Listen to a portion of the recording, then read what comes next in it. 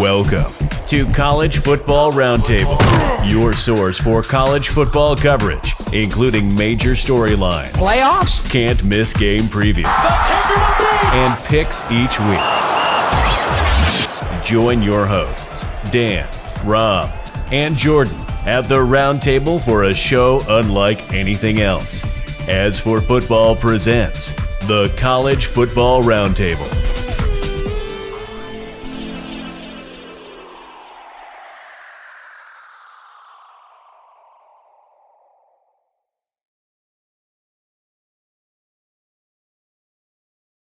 Welcome back. It is Tuesday, so we had to slip a little bit because I was out of town, and more to follow on that. But the revolving door at the number one spot in college football keeps rolling along. It tends to be open this week. Will the number one team in the country be able to hold on to the spot for more than just a couple weeks? The cardiac canes cause ulcers and somehow keep winning, but how long can they keep it up? What's up, Trash Talkers? Welcome back to the College Football Roundtable, or if you prefer, you can call it Ring Knocker Radio, 2 O's and an NCO. I'm your host, Rob, in Fayetteville, North Carolina. We've got Dano Ikebesa calling out of coastal Connecticut, and Trigger Joe calling from the home of the Big House. How are we doing this week, guys? What did you end up watching? Good, man. As you know, I went to the Army game. Thought the cadets looked great for 3.5 quarters. Saw them swoon for the first time for a half quarter right there at the start of the last stanza. Looking forward to talking about that a bit more on the other show. Watched that Navy. Okay. Sorry about that. We are struggling today. Watched the Navy game for a little bit, but gave up because Charlotte decided not to play football. And we listened to Alabama at Tennessee on the drive home. That was fun. And then listened to the end of Rice at Tulane. Briefly thought the Owls were going to pull off the upset. And I closed by watching the first half of North Texas at Memphis. Very frustrated that the Mean Green couldn't quite get that one. But what can you do? Yeah, for sure. Joe, how about you? What was on your slate this weekend? You know, off script, that Miami game may have started my ulcer because they were the tail end of a 12 o'clock game, 6-leg, 7-leg parlay. And if I didn't send it to you, I thought I did. But they were it. They were the last nail in the coffin. So I watched that barn burner with Miami coming away with a victory late, and it was just touchdown for touchdown there in the second half. It was insane.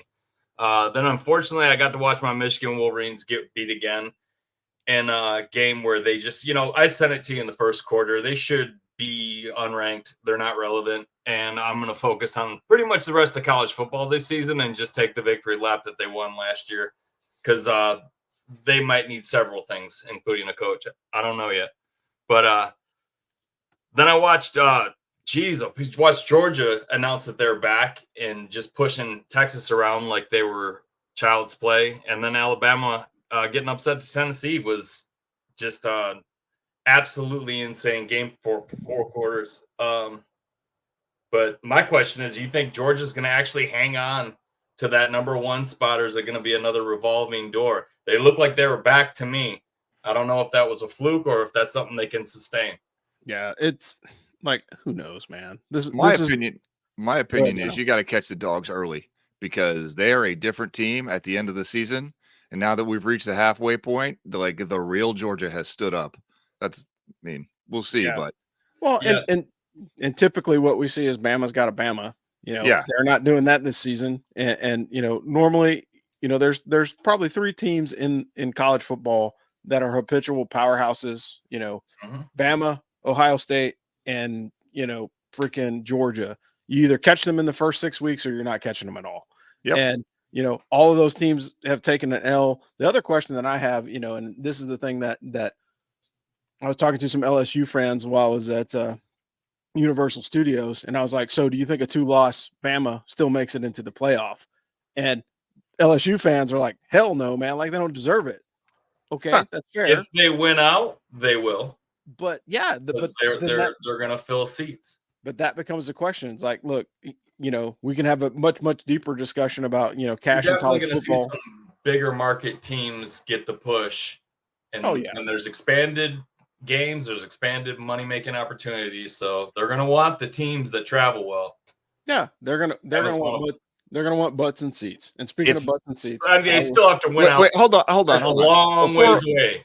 Before we go on, let me just say that if Bama does sneak in with 2 losses, I need them to play at Boise State, not the other way around. yes, for sure. Yeah, and I think that 100%. They're not royalty. I mean, I know we're getting off script, but I agree. Well, but aren't they? And Ashton Jonte's just making me look like a genius over here, by the way. Yeah, but aren't they? I mean, they've been de-Sabaned. Yeah. Well, and ever seen Game of Thrones? What happens when you take the leader and you can't replace them? Yeah. Empires fall. Yeah, that's true. Very true.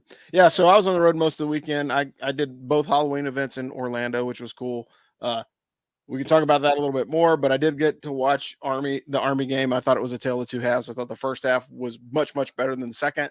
I think the slump, just makes it easier for coach to have something to talk about in films, like for real. Like, I don't think that was by design. I think it was a letdown. They kind of they took their foot off the gas. If they checked out mid-game because they thought it was in the bag, it's going to show up on film. And with the coaches they got, that'll be addressed because you got Navy, you got Notre Dame. Yeah. Like come on now. Yeah. Just keep Army's going into the tougher part of their schedule. And I think we'll talk about that a little bit more on the next show.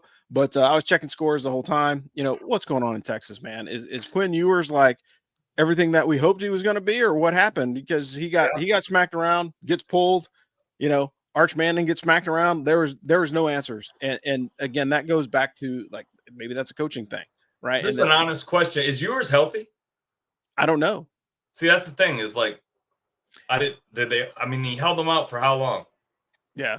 They held him out for 2 weeks to bring him back specifically for, the Red Rover rivalry. And then he gets hosed. But everybody scores on Oklahoma, so no big deal, right? Yeah, unfortunately for them.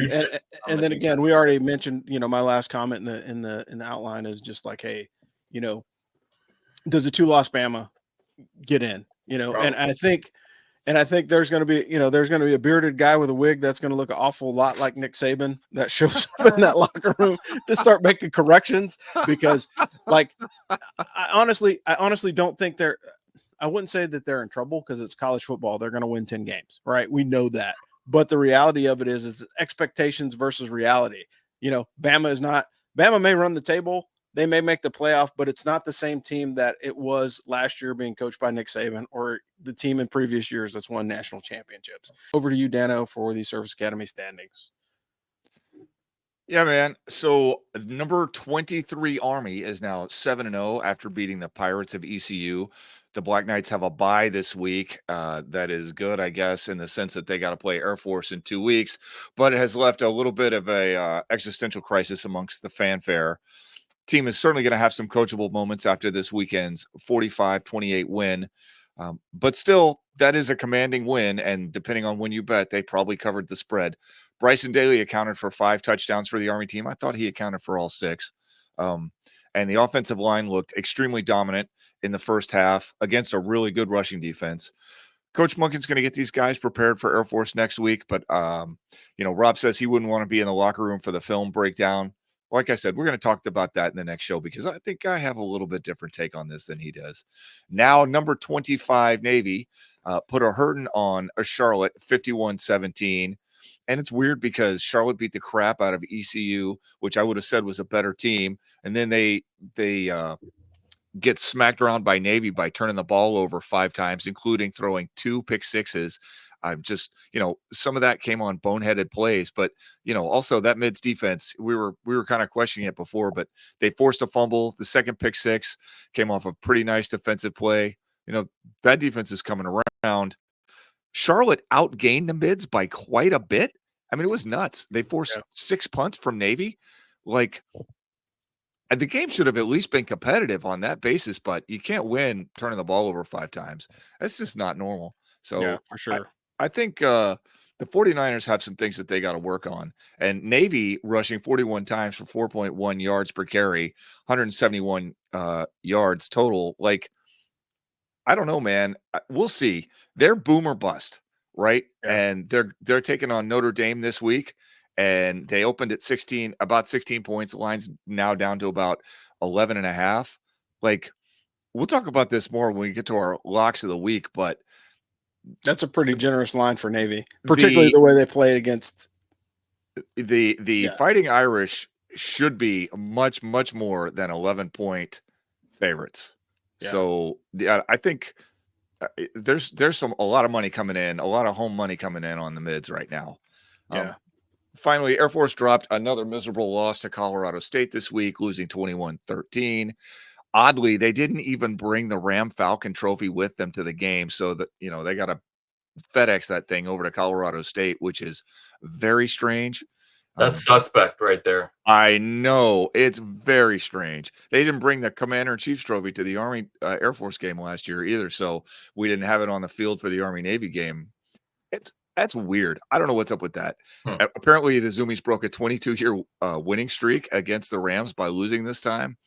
Yeah, it was historic. They're historically bad. Yeah. Like, So they got a bye week to prepare for Army. I don't think they have the horses, but of course, last year a pretty mediocre Army team beat the crap out of an undefeated Air Force team. So we'll see what they look like in a week. Yeah. Over on the non-FBS side, Coast Guard Bears are 3-3 after failing to complete the fourth quarter comeback against Salve Regina. They lost on homecoming, which sucks. They take on Norwich this week on Flow Sports starting at noon. Merchant Marine Academy is rolling at 5-1. They beat Norwich 49-7 on Senior Day. They have a good attack, man. This is a good team. They take on Worcester Polytech. Worcester Polytech at 2:30 on Flow Sports on Saturday. It's an interesting game. Yeah, for sure. And then moving back to the American real quick, I think the game of the week is consensus for just about everybody. It's going to be Navy at Notre Dame. You've got a ranked team versus a ranked team. They're playing at MetLife Stadium. Navy fans and Irish fans travel a lot, so expect a relatively large crowd for that game. I'm surprised it hasn't sold out yet. I know there were some guys in the First City Club talking about they were able to get tickets to go to the game. So it'll be interesting to see what happens with that game. Like, I will tell you, I'm looking forward to seeing other stuff, and what I mean by that is, like, can Navy put up offense with their offense that they have against the team like Notre Dame? Well, we're going to find out. Yeah. Well, I also think Notre Dame has had their letdown this season, right? So, like, the perfect storm would have been an undefeated Notre Dame goes in looking past Navy and Navy clips them, you know, but I don't think that's going to happen, and so I think it's going to be a much closer contest than people think, but maybe in the first half, I think Navy will keep it close. They'll surprise them with some of the offensive tricks that they're having in the bag, and then Notre Dame will adjust, and they should beat them pretty soundly. 6 punts against Charlotte. 6. Yeah. I mean, 6 punts. This offense does not make first downs. They either score against busted coverage or they punt. That's what they're doing right now. Yeah. So and that's what I'm saying. So it'll be a very, very interesting method to see what happens with Notre Dame. If you're not going to beat Notre Dame in a standard way, you better have more than one trick up your sleeve if they call you on it, Yeah. Well, and the other part of it is like athletes in space, man. You're not going to be able to throw swing passes through your fullbacks and have those guys break like 40, 50 chunk yard touchdowns like Navy's been doing. You're going to have a couple of 4-4 linebackers blazing side to side. So. Yeah, I would expect, Notre Dame's defensive backfield to be slightly better than some of the teams that Navy has played to this point. I'd take that bet. Yeah. So other games of note, though, around the American, you got North Texas and Tulane. That's going to be a good one, man, just because North Texas kind of, came in a little bit. I don't know if they came in sluggish, but they didn't finish the game, and Tulane is right on that one wrong. Yeah. Well, in Tulane and North Texas, man, like these guys, it's going to be a slugfest, just like Memphis. Like, expect a moderately decent point scoring game, probably 60, 65 points in that one. Those guys they match up well. And again, both North Texas and Tulane are trying to take eyeballs off the service academies. And, not to talk bad about the service academies, but I can say this. I think, the country as a whole is in a hangover with service academy football. It's like, yeah, it's great that everybody is doing well. Make no mistake. However, we still have the other half of the season to play and anything can happen. And I think, going into these next two contests, I think Army still has a halfway decent break. taking on Air Force just because of the way that the Zoomies have performed this year. But going into, North Texas and Tulane games, whew, those are going to be some heavy lifts. So if North Texas can beat Tulane this week, then they're essentially just an upset of Army away from playing in the conference championship because their Away from schedule going to after the playoff. Army game is pretty easy. Yeah. And so that's the thing that they should be gunning for. So you got Temple and ECU should be a decent matchup. It'll be interesting how quickly the Pirates can put something together after losing their coach. I didn't expect the coach to get removed that quickly. I mean, like he did bad last year, but he was 500. I mean, that's not the best look as an organization, and who you're going to get to step up to be the interim coach if you get fired, at 500. You know what I mean? And I get it. He's probably not 500 total for the time, but like he's doing okay this year. And then of course we've got Rice at UConn. Both teams have played better. Rice is trending upward. UConn is kind of middle of the road right now, but we'll see what happens. Dano, you getting anything in the papers there? I have not read the Connecticut Post in a couple of days, I confess, but my sense is that UConn is a better team, if very similar to Rice. But, I thought Rice was going to beat Tulane there for about 10 minutes. So what can you do? Tulane was the other leg in my parlay that had me sweating against Rice. I mean, Rice plays good defense, and they've got a really good running back. Yeah. So I don't understand that at all. I think it's going to be within a touchdown, and it's going to be a slugfest. Yeah, and I'm all for it. I think the more competitive, and sad to say, like the more competitive the teams that Army has beaten get later on in the schedule, it makes their case for the, and that's just like for anybody. The better your opponents play after you beat them, the better your chances are of getting, some kind of postseason accolades or a better position in the bowl bracketing when it comes out. So speaking of winning teams, let's talk about the top 20 or the top 10 this week. Joe, you got it. All right. At number 1, we have Oregon, who jumped up 1. The Ducks made short work of Purdue as they rolled into town and pitched a shutout, 35-0. I am, however, questioning the number 1 spot being held by Oregon. I think there's possibly 3 or 4 teams that could beat them on a neutral site. Oregon travels to, Illinois comes to town. It's in Eugene next week. So it's I think it's a 3:00 game. At number 2, UGA is back. Georgia bumps up 3 spots as the Bulldogs aren't going anywhere, and they let the world know as they rolled into Texas and handled the Longhorns 30-15. UGA has a much-needed week off this Saturday. At number 3, we got Penn State as they stay at the 3 spot. The Nittany Lions had no game last week, but they do travel to play a very tough Wisconsin team in the primetime next week in front of a bunch of drunk college students in Madison, Wisconsin. It's going to be a wild game, and that's going to be a trap for Penn State right there. At number 4, Ohio State stays neutral because they were off last week. They have the Cornhuskers coming into Columbus on Saturday. That's going to be a blowout. At number 5, we got Texas, who took the black eye from Georgia as they got pummeled. They dropped 4 spots, and they traveled to play the Rubik's Cube that some teams can't figure out in Vanderbilt this weekend. So they better have it all together, or Vanderbilt's going to pull another upset.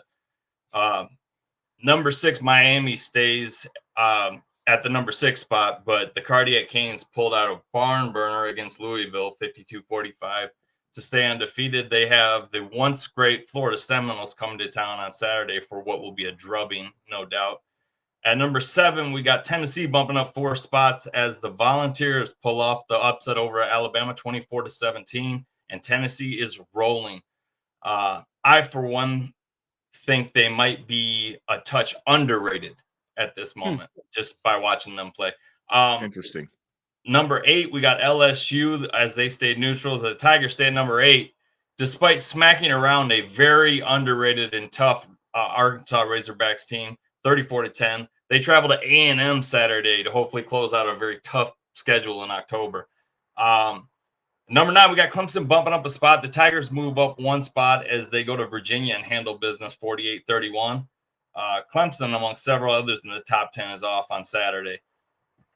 And at number 10, we got Iowa State. The Cyclones drop a spot despite a hard-fought victory over Central Florida, who gave them a fight 38-35.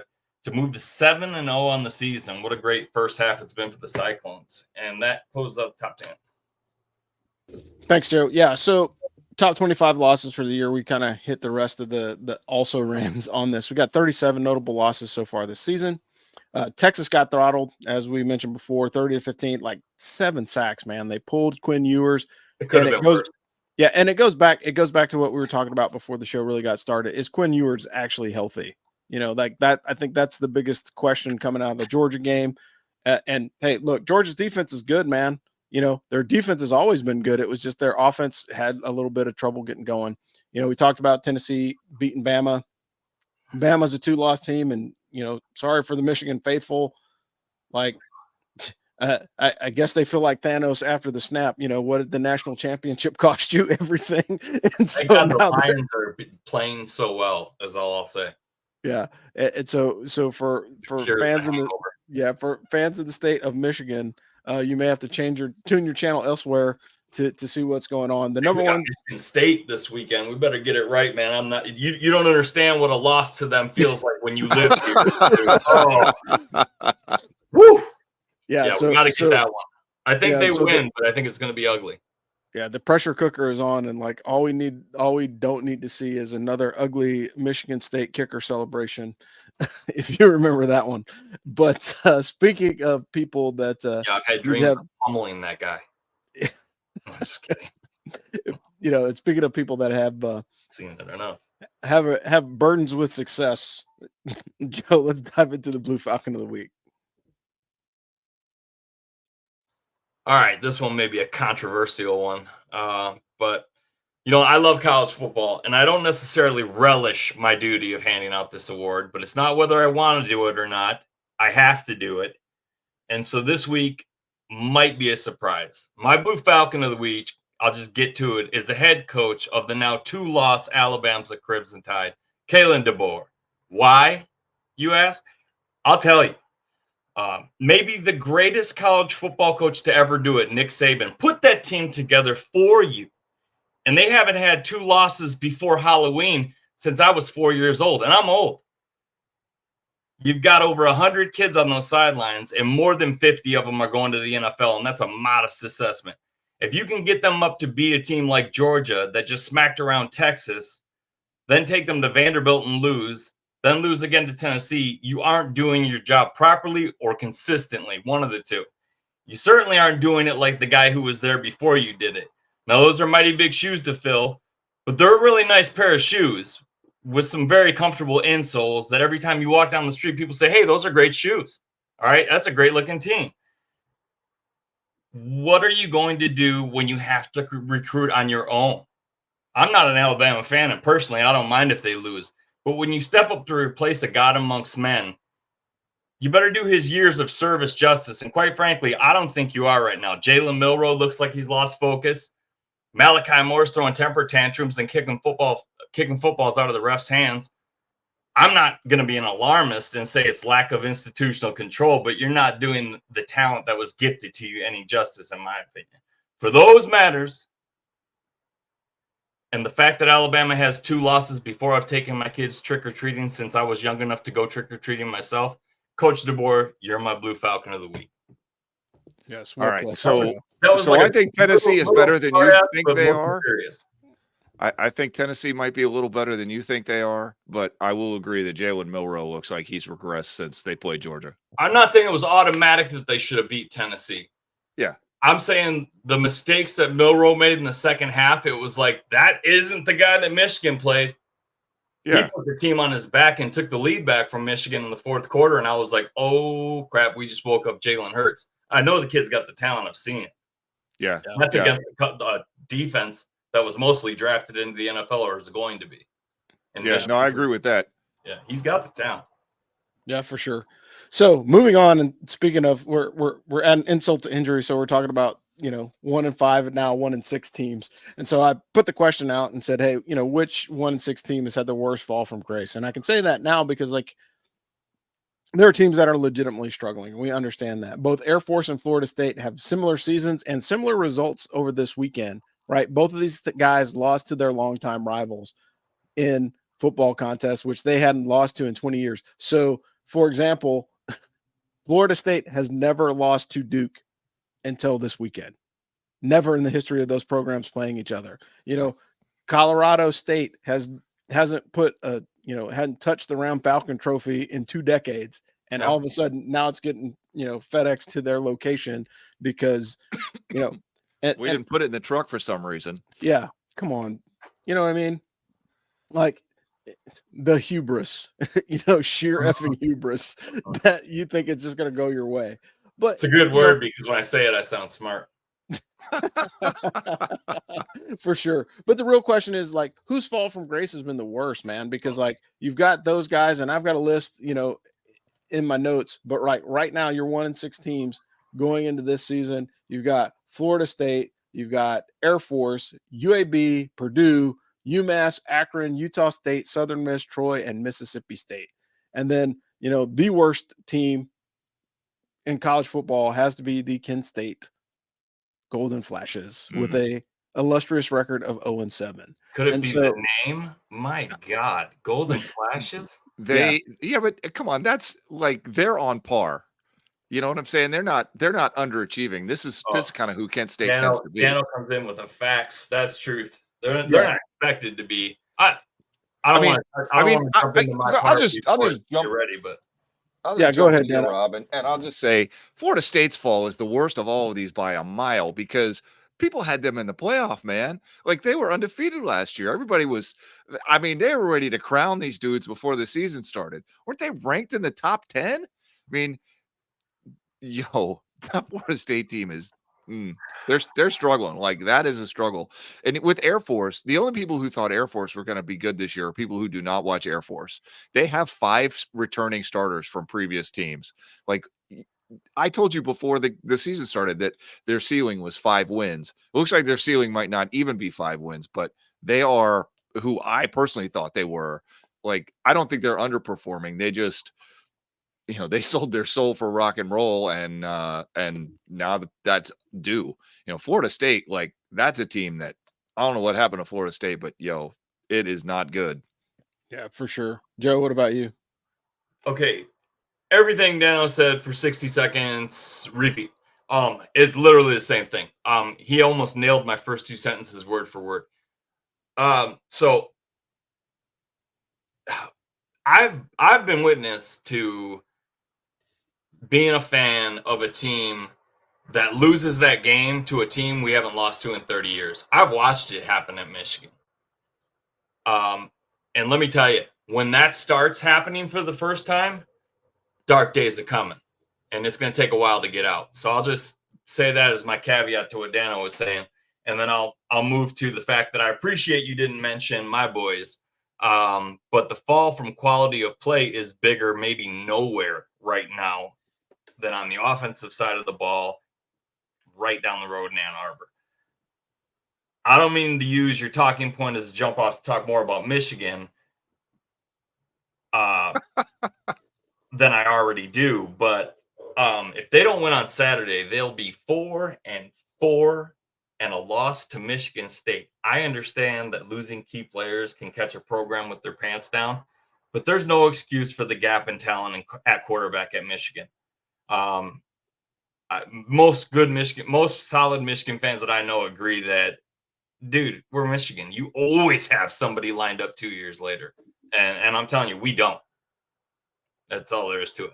How many quarterbacks have played for you? 4? Okay, then none have really played for you. You either have one quarterback and a backup. Michigan used to do that when stuff was bad. They always had, we're not sure if it's Denard or Tate. And it's like, dude, if you're saying that, that's your general. That's your guy that's going into the firefight and leading you around and making sure that things work the way they're supposed to. You're supposed to have one. If they don't have one. So it's going to be a while too. Right now they're working on Bryce Underwood, who's the number 1 high school recruit in the country. He plays right down the road and he's committed to LSU. That's a problem. That doesn't happen in Michigan. Like that kid goes to Michigan historically. So they don't get him, they're in deep trouble. I'll get back on script now. But as far as the Air Force Academy is concerned, I have a soft spot for the service academies because of the way they need to recruit. It's much different. They don't benefit from the NIL like other schools do. And young men, they don't want to transfer into a program to play football that commits your life completely to something bigger than you after you're done playing football. They mostly want to go play in the league. So it's tough to get, those recruits. And this is a historically bad year for Air Force. So, the big recruits, they're not going to, the holes that, and that was what I was going to say about Army, even though I'm getting completely off topic, is I think the only thing that could be their downfall late in the season is the fact that these teams like Michigan and Alabama and Tennessee and LSU, they've got too deep, and their too deep looks exactly like the guy in front of them. And, when players go down for the service academies, I feel like their depth later on in the season is something that's always historically been a problem for them to cross over and compete in a bowl game with a Power 5 team. I feel like it's the fact that everybody's banged up, except these teams have the budget and the recruiting, talent to have a 4-star behind a 5-star ready to go. And, some of these, the service academy teams, they just don't have that kind of depth when it gets later on in the season. So I'll get off my soapbox, even, sorry, I went off script a little bit, but. No, that's a good assessment. And like I said, one of the biggest issues that I've seen with the teams that are really struggling, like some of them, usual suspects, UAB, not surprised. Purdue, maybe a little bit, but they usually are, at least 500 by the end of the year. It's unacceptable at UAB. Yeah. They've been historically competitive, more competitive than they are now. I mean, correct. And that's true. And that's part of the problem is it's the underperforming that's really the issue, and like, when you look at the list of teams that aren't doing so well, it's like these guys are not the guys that have, $20 million coaches, with 4 to 6-year salaries that they're dumping, metric tons of cash towards these guys to have program improvement. And so when you're at a smaller school, yes, it's a little bit more difficult. And like you said, it's harder to recruit, particularly knowing that, there are guys that probably won't see the field that are just as talented as the starters at some of the bigger name schools. But look at what happened to Duke. Duke is looking great. Part of the reason why they look so good is because they went out and found a, hate to say it, but I would be interested to see, and I haven't dove into it yet, but I would be interested to see of how many QB1s in major college football are transfers. Because I mean, it's got to be almost all of them. I would venture a guess it's easily half or more than half, and it'll be interesting to see if that trend continues. That's why I keep preaching Ohio State, Dano, even though I'm not a fan. If that team gels by the end of the season and stays healthy and learns how to utilize their weapons properly on offense, I said that today. These players, these teams are like a season of the real world. We picked 53 strangers to live in a house and be a college football team. Let's stop being. Yeah, it's going to take some time to come together. Yeah, sorry, I had to do it. Yeah, but it's true, and I think that's one of the things that's is part of the concern. Okay, folks, we got football on Tuesday, so as soon as this show wraps, you need to turn on your TV so you can watch Sam Houston and FIU. That's 7:30 at ESPNU. Then you have UTEP and Louisiana Tech on CBS Sports Network. Wednesday, the 23rd, you've got Liberty at Kennesaw State. That should be a decent matchup. Thursday, you've got Georgia Southern and ODU playing, and then you have a ranked matchup, Syracuse at Pitt. Pitt is quietly sneaking in there, man. Like, they're a good, solid team this season. If you're not watching the Pitt Panthers, you're missing out some good football because they're actually playing fairly well this season. This would be an interesting matchup on Friday. You wouldn't have thought of it until you saw the way that they played against Miami this past weekend. Louisville at Boston College is probably going to be a much better game than you initially. Like, if you saw that earlier in the year, you're probably like, no big deal. I think that's going to be a much better contest than we expect. We've got the dark horse. Yeah, we got the dark horse for the Heisman Trophy, Ashton Junte, taking on UNLV Saturday night or Friday night at 10:30 p.m. So for those of you guys that stay up late, be a game. That's a good one. It's a crime that it's on that late, in all honesty. Yeah, I mean, like shout out to the left coast, man. Enjoy that one because I think that's going to be a very good game. You got Rutgers at USC in that's a Big Ten matchup at 11 o'clock on a Friday night. What the hell, man? Why did the Pac-12 die? Yeah, conference realignment sucks. Moving on, so you got Notre Dame at Navy. That's noon on ABC and ESPN Plus, which is a change for both of those teams because Navy is usually CBS Sports Network and Notre Dame is usually on the NBC family of networks. So for it to be, reminder to everybody, ABC Network. Nebraska at Ohio State. You've got Washington playing Indiana. Indiana is quietly good this year. They're probably going to roll those guys up at the Huskies. Oklahoma at Ole Miss. That should be an interesting contest. Probably not as exciting as it would have been 2 weeks ago.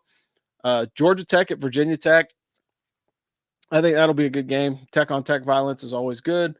Moving down the slate, you've got Temple at East Carolina. We talked about that as an American contest. Those are two teams that are somewhat trending upward. I think Temple is probably in the better position in that one. UTSA at Tulsa. Like, UTSA is hanging on for dear life. Tulsa is as well. They're both on life support. They're trying to save their season. That's a very winnable game for both of those teams. Too bad they can't both lose. You've got Eastern Michigan at Akron, Bowling Green and Toledo. So we're starting to get into the do I care about some of these games part of the season until we start ramping up towards week 10, unfortunately. You got undefeated BYU at UCF. If this would have been 4 weeks ago, I think people would have been excited about this game, but BYU is rolling and UCF is not. You've got number 22 Illinois. Yeah, it should be. You got number 22 Illinois at number 2 Oregon. That'll be an interesting one to look at. Look, man, my thoughts on this is like if you're getting praised by Urban Meyer, the guy who's responsible for Aaron Hernandez as a coach on your coaching decisions, it's probably not a good thing. So I'm just going to toss that one out there and leave it there. Good God. So you've got Missouri at Alabama. We'll see if both of those teams can bounce back. Bama, by no means is out of it. They can't win the SEC championship, but they can still make a case for a playoff bid. Texas at Vanderbilt, that can be a trap game because you already lost a big one, and then you've got sneaky Vandy coming in to play those guys. Michigan and Michigan State, that one's on the Big Ten Network. That's kind of a disservice to that game. It's probably more of a disservice to the play on the field than anything else because I think that'll be a tight one. Penn State at Wisconsin, jump around will be in full effect. We will see if Penn State can actually get through a tough defense at Wisconsin. Their offense kind of struggles, and so that'll be probably the differentiator in that one. LSU at Texas A&M, again, do we care? We used to care about this matchup. That's a barn burner every year. Come on, man. Yeah, 7 overtimes. That's 2 ranked teams. Yeah. What? It's do we care? Yes, we care. It's a ranked on ranked matchup, but LSU gave me my first offer. I'll always remember that. Hey, when I was a kid, I wanted to play for Michigan or LSU because of the uniforms. Still my favorite uniforms in sports. All right, LSU Tigers. That's fair. You got SMU at Duke. Duke's doing pretty well, and SMU is I won't say a great team, but decent team. Enough team doing well this season. You've got the Sunflower Bowl with Kansas and Kansas State. You got San Jose State at Fresno State and Cincinnati at Colorado. That is now that's a Big 12 matchup. Listen, that game would be fascinating if it wasn't on at 10:15 at night. Right. I'll probably watch a quarter of that before I freaking fall unconscious. I've been unconscious for 15 minutes when that thing kicks. Yeah. And then, closing out the rest of the slate, the last game of the night is Texas Tech at TCU, and that's a TBD. Hopefully that'll be an afternoon kick because you got 3 games that have afternoon or evening kicks that have not been solidified. That's West Virginia at Arizona, Utah at Houston, and Texas Tech at TCU. And those are somewhat of rivalry games. So those should be decent. But all that being said, let's pause for our weekly locks. Weekly locks.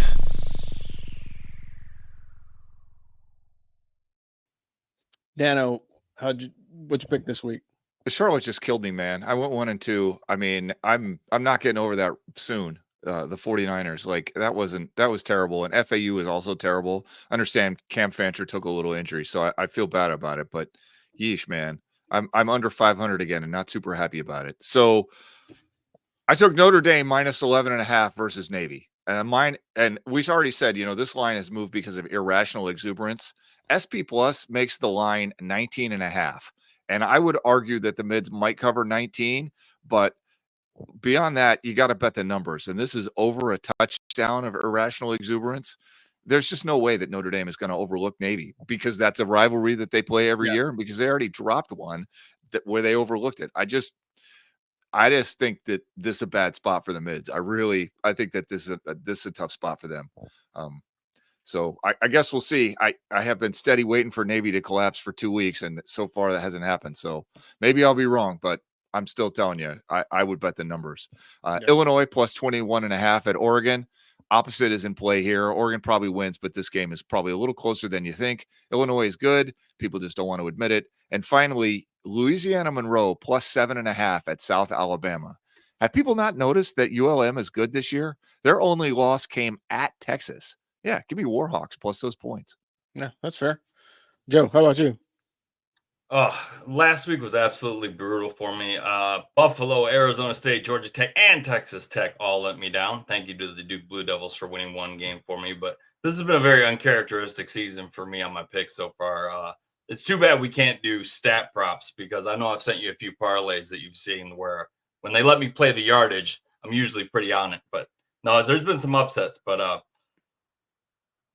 so this week I got 6. Why not make more picks? Pick one. Pick one's Ohio State minus. This is how people lose their house, Joe. Yeah, right. I know. Daniel, the rule in my house is if my FanDuel account gets to 0 for the month, then it's at 0, and I usually keep it. In the black. So, if the missus is happy with it, then I'll keep playing. Okay. I'm usually pretty careful. Hey, listen, if you're making your mortgage payment, I really don't have an issue here. I'm not your dad. I'm just saying. I'm throwing $10, $20 at a parlay. It's nothing like that. But it's fun for me to take Vegas for a couple $100 when I put $10 down. So it's a good time. But Ohio State versus Nebraska. I got Ohio State minus the 25.5. This pick is for you, Dano.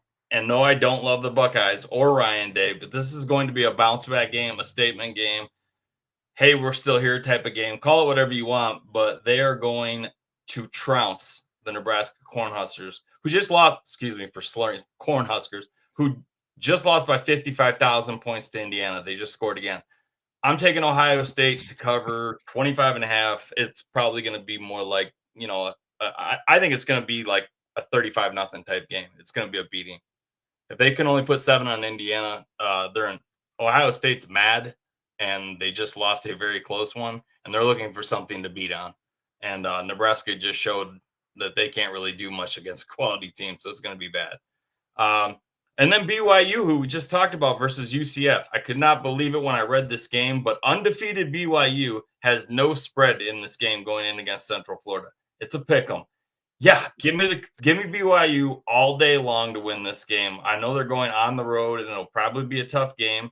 And maybe I get this one wrong, but I don't think Central Florida is the team to give the Cougars their first loss. I just don't. Pick 3 is the 7-0 Indiana Hoosiers minus 6.5 versus Washington. Okay, I know this sounds crazy, but Indiana's undefeated. They win. Google them. I've watched a couple of their games, and I've watched every play of Washington versus Michigan.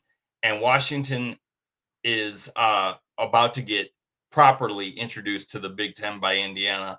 I like Indiana to win this game by 2 scores easily.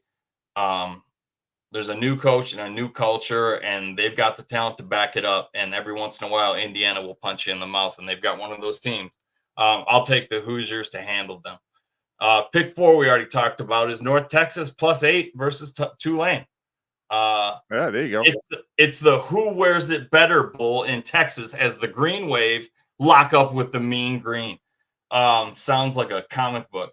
But I'm telling you, 8 points is too much. Give me North Texas to keep this game within reach and within a touchdown. I'll take those 8 points, Vegas. Thank you. Pick 5 is the Duke Blue Devils versus SMU. Plus 11.5 at home. No, I did not read that incorrectly. The Duke Blue Devils are 11.5-point underdogs to the Southern Methodist University Mustangs at home. All right.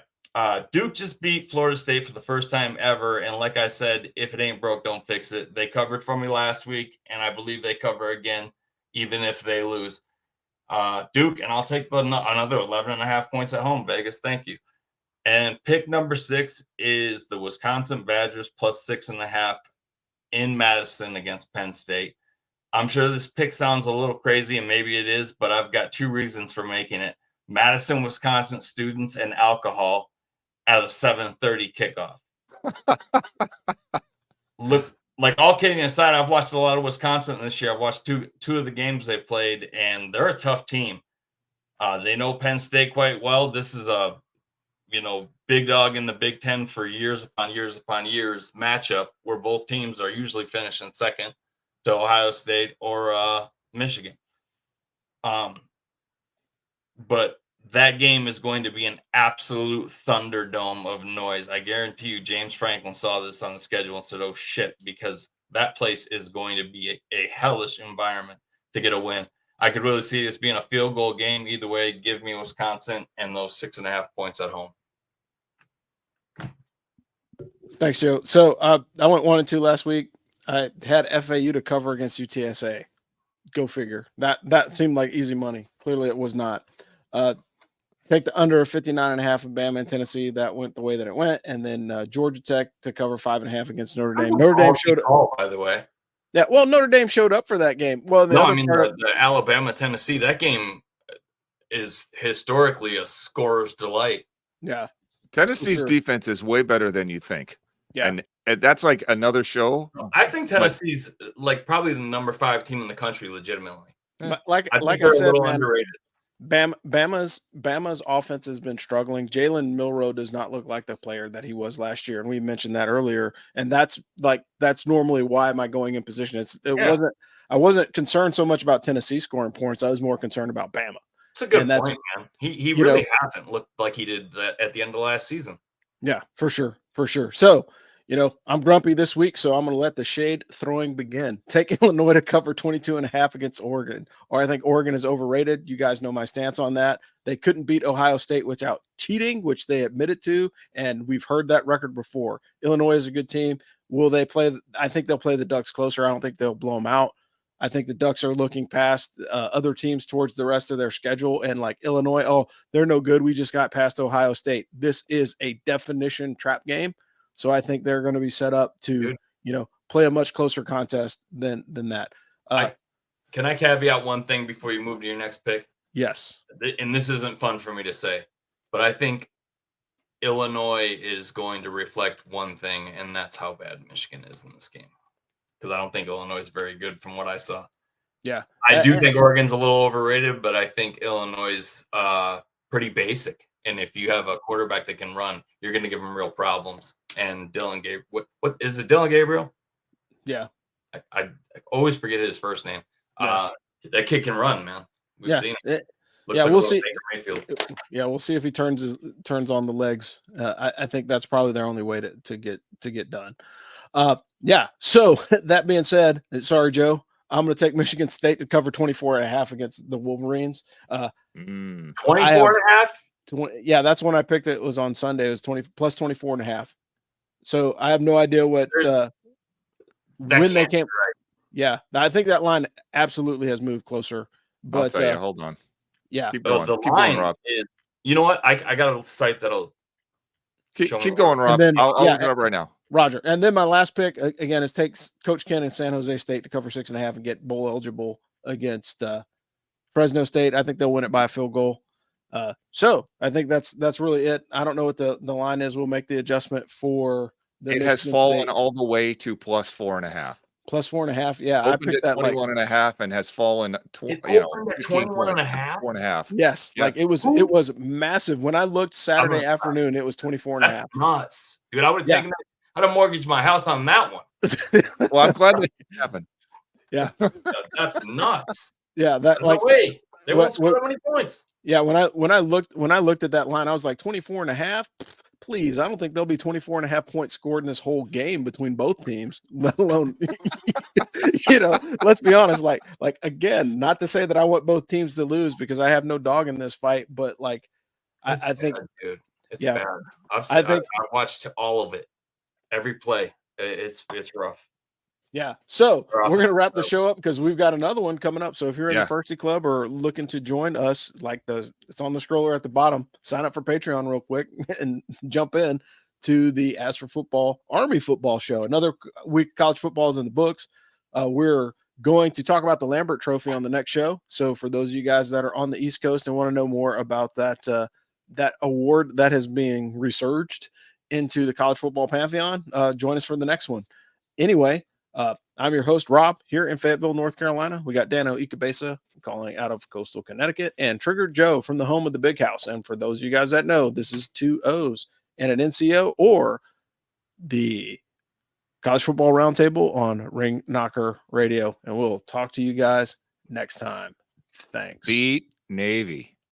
Thanks for listening to the Ask for Football College Football Roundtable. We are proud to partner with the Veteran Trash Talk community, where veterans come together to share their stories, support each other, and have a good time. Check them out for more content that speaks to the veteran experience. Together, we're bringing you more than just football talk. We're building a community that's all about support, camaraderie, and good times. Stay tuned, stay connected, and be part of something bigger. Go Army, beat Navy, and we'll see you next time.